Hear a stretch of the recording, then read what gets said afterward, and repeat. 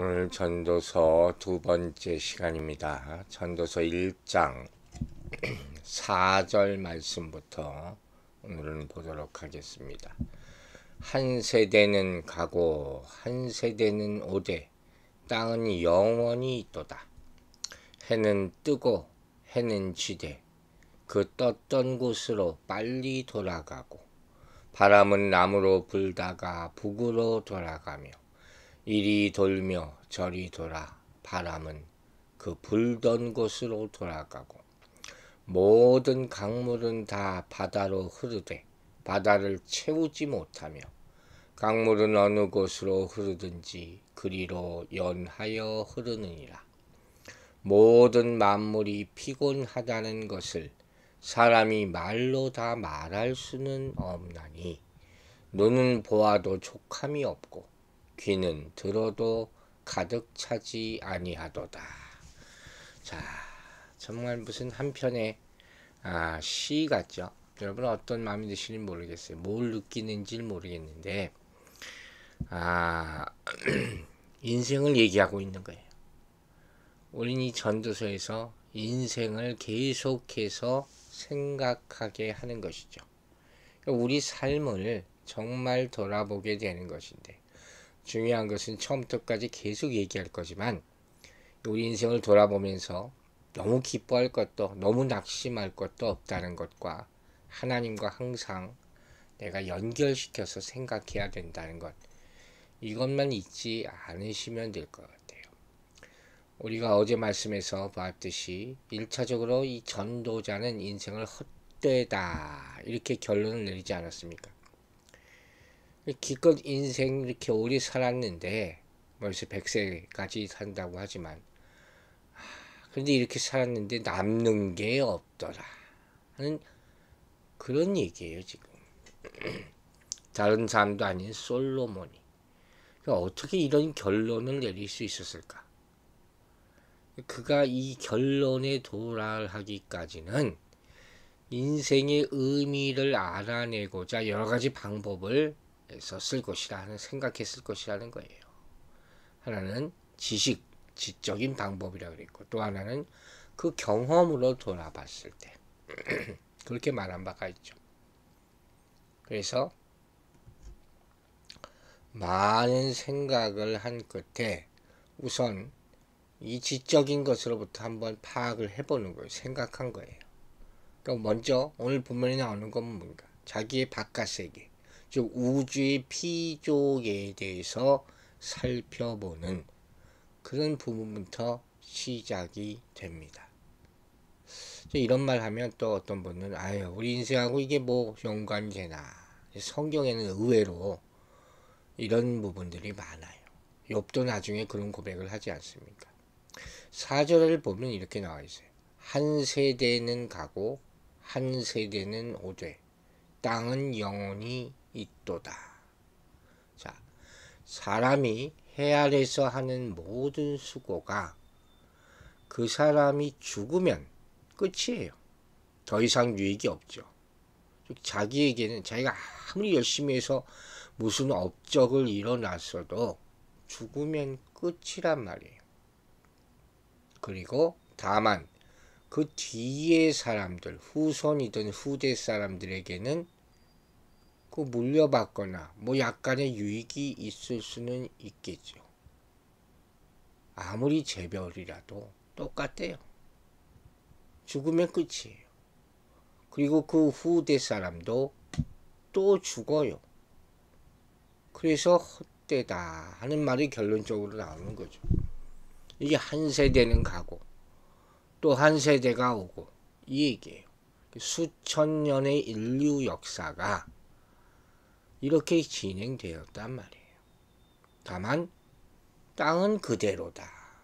그 얘기예요. 자, 이렇게 누군가가 태어나고 누군가가 죽으면서 인간은 세대를 거듭해 옵니다. 그렇죠? 그러나 어느 누구도 영원히 존재하지 못한다 하는 거예요. 예수님의 족보가 갑자기 생각나더라고요. 예수님의 족보는 낳고 족보와 죽고 족보가 있죠. 이 나하고 조건은 생명족보라고 여겨지는 것이죠. 즉 죽어도 믿음은 이어지는 그 믿음족보라고도 생각할 수 있는 거죠.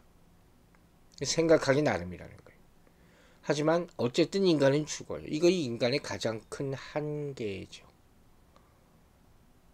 그런데 이와 대조적으로 땅은 영원히 존재한다 하는 것이죠.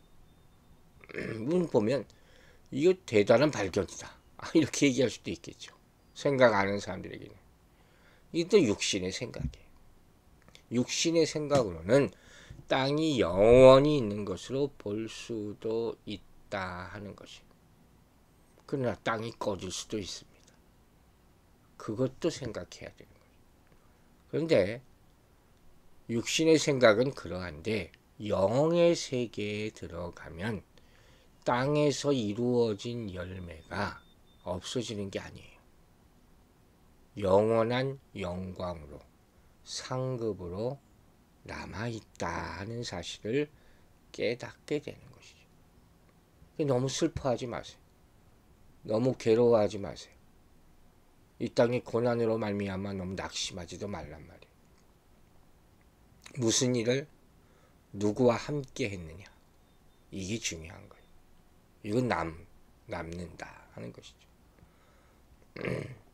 즉 사절은 어떤 의미로 보면 창조세계의 영원성과 인간의 한계를 대조하는 구절이라고도 볼 수 있어요.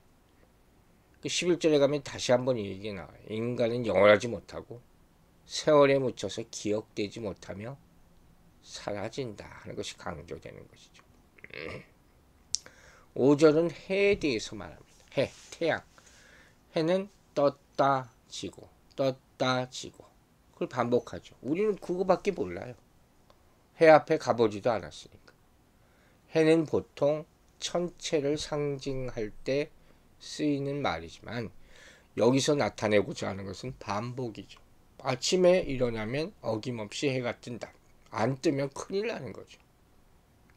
왔다 가는 인간의 삶과 비교하면 뭘 강조하는, 뭘 보여주고 있는 거예요. 해는 변함없이 그 자리를 지키고 있는 것이다. 너무 우린 당연하게 생각해. 그죠? 이게 또 하나님께서 이 주기를 만드신 거라는 거예요. 떠오르는 해를 보면서 우리는 그냥 오늘도 해 떴구나 하는 사람이 있는가 하면 어떤 사람은 어떻게 해요? 하나님의 신실하심에게까지로 생각이 미치게 될 수도 있어요. 그 차이는 어마어마하죠. 여러분 그 차이는 어떻게 생기겠습니까? 하나님을 묵상함으로 생기는 거예요. 우리는 아무리 세상이 바쁘게 돌아가고 살아간다고 하면서도 이러한 묵상을 꼭 해봐야 된다 하는 것이. 솔로몬은 인생 말년에 이르러서 이것을 깨닫게 되는 것이죠. 이 순한 계속 뜨고 지고 하는 것 가운데 새로운 관점으로 이걸 보기 시작했다 하는 것이고, 어떤 사람은 또 이걸 보면서 이 세상과 세상 너머의 삶, 그것까지 이렇게 저기는 뭐가 있을까? 어떤 인생이 있을까? 여러분 화성에 가고 뭐 이렇게 하는 사람들 보세요. 일반 우리하고는 틀리잖아요. 거기에까지 관심이 있는 거예요. 생각이 틀린 거예요. 그러니까 그런 관점을 가지면 매일매일 삶의 의미가 달라질 수 있죠. 그 사람들은 들어보면 실패를 두려워하지 않아요. 정말 두려워하지 않더라고요. 우주선이 썼다가 바로 폭삭 가라앉아서 터져버려요. 그 돈과 연구기간과 어마어마하겠죠. 그러나 요만큼 떴대요. 그게 성공한 거라고. 그 관점의 차이라는 거죠. 그러니까 우리는 우리의 관점을 넓혀야 돼요. 제한된 관점, 그것이 우리의 영적 성장을 가로막는 것이고 우리를 불평하게 만드는 것이다 하는 얘기예요. 6절에는 바람이 떠나옵니다. 바람은 남으로 불다가 북으로 돌이키며 이리저리 돌고 불던 곳으로 돌아가고. 바람은 정말 오묘한 것 같아요. 바람은 우리가 생각하기에는 보이지 않죠. 근데 자유롭게 막 부는 것 같아요.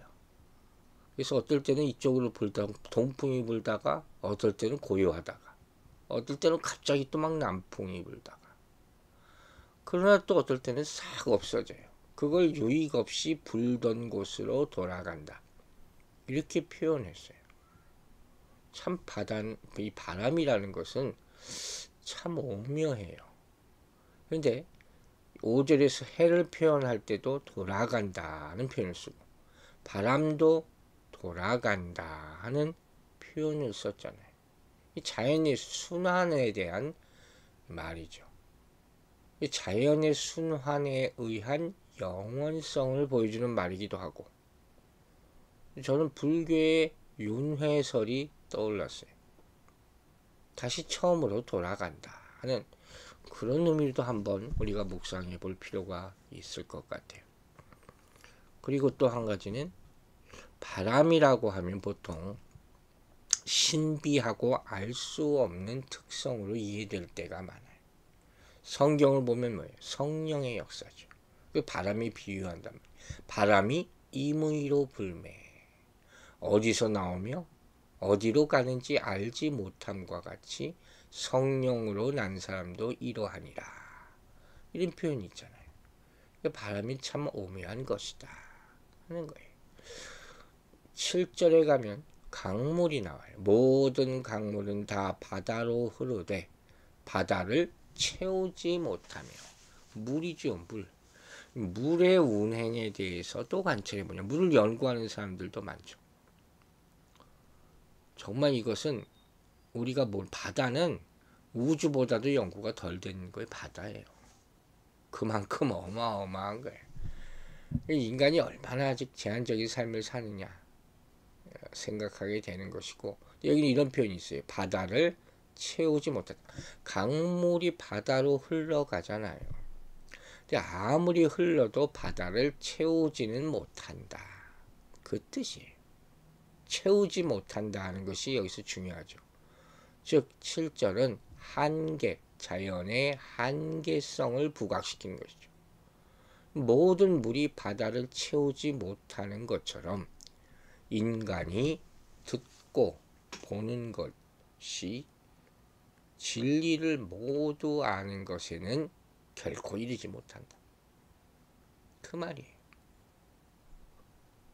아무리 많이 안다 해도 다 모른다, 그 얘기죠.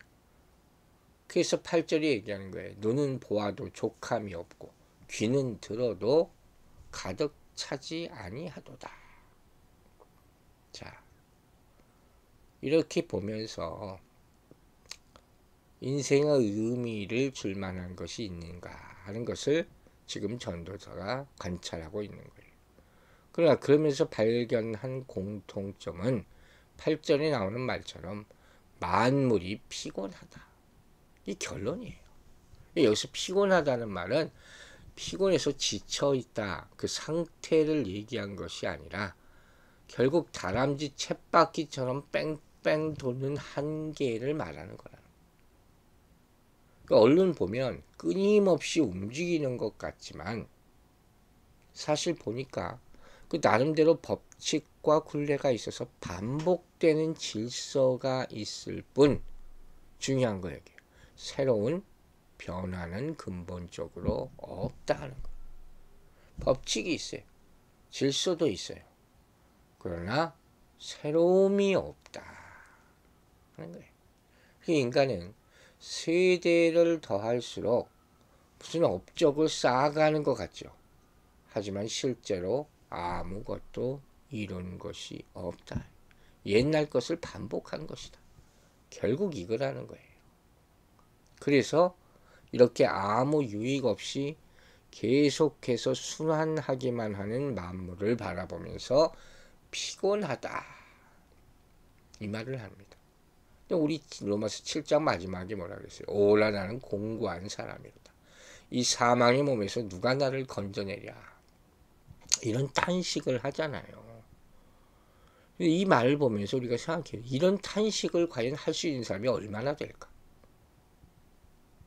성령도 말할 수 없는 탄식으로 간구하신다 그랬죠. 이 의미를 묵상하는 사람이 얼마나 될까? 이걸 깨달으라는 거예요. 여러분 혹시 인생의 참된 의미를 알지 못한 채 매일마다 진부하고 권태로운 삶을 살지 않습니까? 하나님 없이 사는 사람들은 이런 삶을 살 수밖에 없어요. 정욕에 사로잡혀 산다는 거죠. 지금도 많은 사람이 이 삶의 의미를 잃어버리고 또 포기한 채 술과 마약과 유혹과 성과 물질과 이런 것에 중독되어 살아가고 있다 하는 것이에요. 우리는 또한 다람쥐 쳇바퀴 돌듯이 그렇게 살아가고 있지는 않은지 우리 자신의 모습을 돌아봐야 될 것입니다.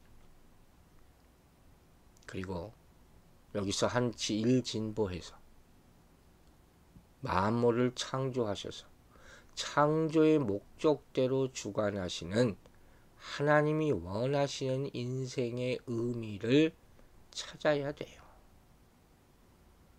이것은 어떤 인생입니까? 하나님의 영광을 드러내는 삶이죠.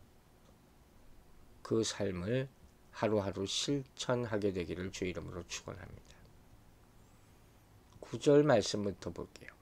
이미 있던 것이 후에 다시 있겠고 이미 한 일을 후에 다시 할지라 해 아래는 새 것이 없나니 무엇을 가리켜 이르기를 보라 이것이 새 거리라 할 것이 있으랴 우리가 있기 오래전 세대들에게도 이미 있었느니라 이전 세대들이 기억됨이 없으니 장래 세대도 그 후 세대들과 함께 기억됨이 없으리라.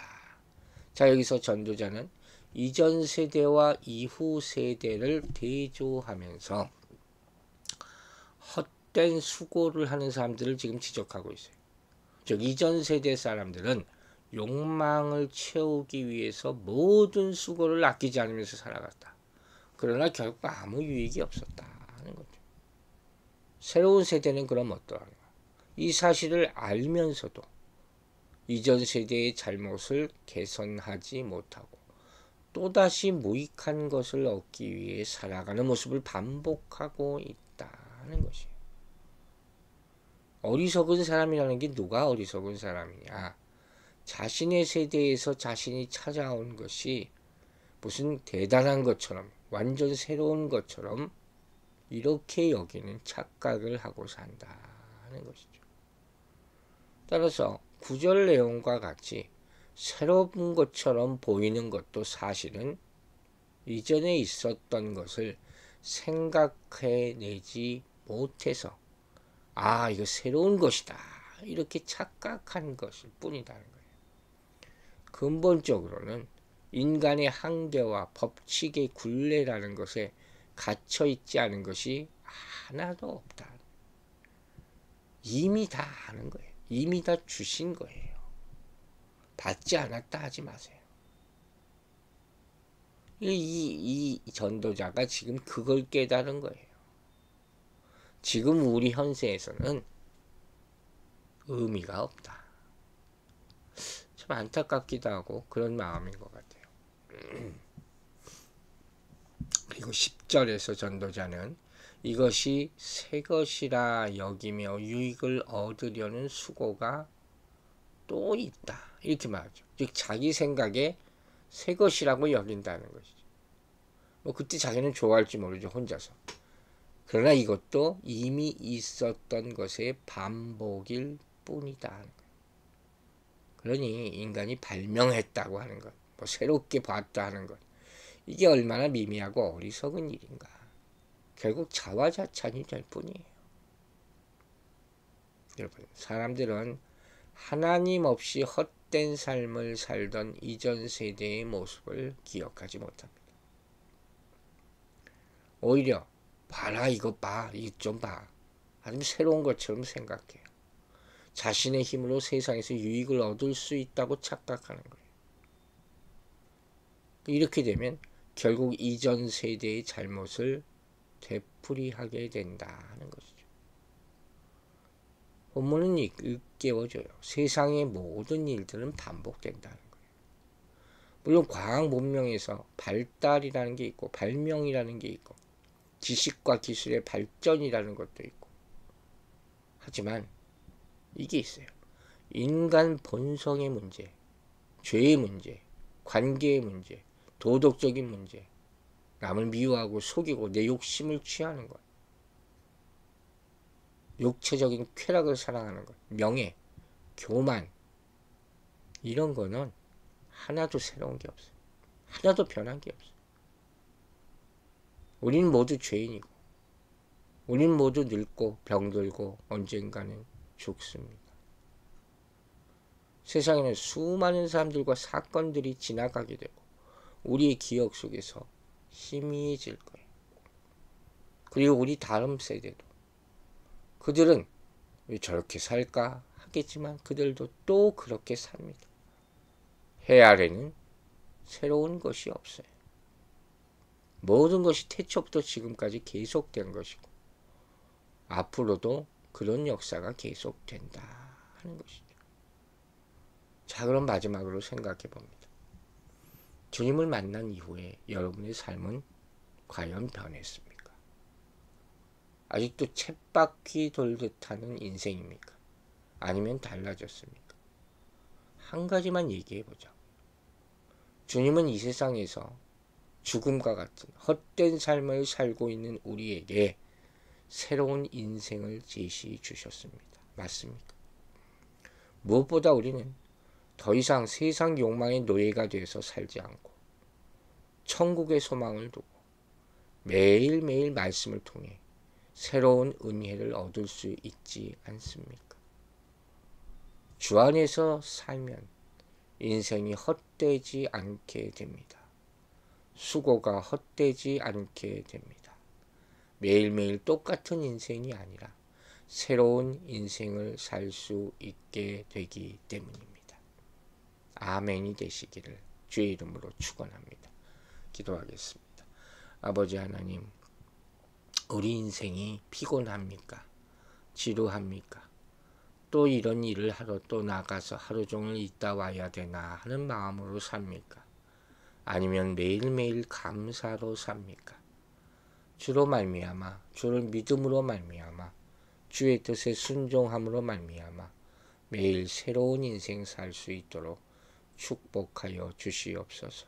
거듭난 인생, 변화된 인생, 말로만이 아니라 우리 심령을 뜨겁게 하는 일이 과연 무엇입니까? 그것을 생각하게 하여 주시고 그것에 몰두하고 헌신할 때 우리 인생이 가치 있는 인생이 되고 쓸모없는 인생이 되지 않게 될 줄로 믿습니다. 허무한 것, 피곤한 것, 지친 것, 아픈 것, 상처되는 이 모든 것 예수 그리스도의 십자가에 못 박게 하여 주시고 이왕 살 인생 남은 시간 동안 값어치 있는 것으로 하나님이 기뻐하시는 것으로 사랑하는 것으로 내 마음이 정말 뜨거워지는 것으로 거기에 헌신하며 즐거워하며 살 수 있도록 도와주시옵소서. 오늘 하루도 주신 주님께 감사드리며 예수 그리스도의 이름으로 기도했습니다.